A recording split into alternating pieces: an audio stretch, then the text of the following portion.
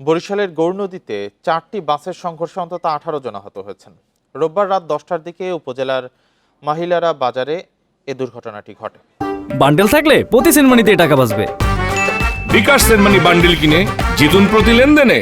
প্রত্যক্ষদর্শীরা জানিয়েছেন, প্রথমে বরিশালগামী বলাকা পরিবহনের সাথে বিপরীত দিক থেকে আসা এসপি গ্রিন লাইন পরিবহনের সংঘর্ষ হয়। এ সময় সাকুরা পরিবহন ও স্টার ডিলাক্স পরিবহনের সাথেও দুর্ঘটনায় পড়া বাস দুটোর সংঘর্ষ হয়। খবর পেয়ে উদ্ধার কাজ শুরু করে ফায়ার সার্ভিস। আহতদের পাঠানো হয় উপজেলা স্বাস্থ্য কমপ্লেক্স সহ বিভিন্ন হাসপাতালে। মহাসড়কে ট্রাক পার্কিং করে রাখায় এ দুর্ঘটনা বলছেন স্থানীয়রা।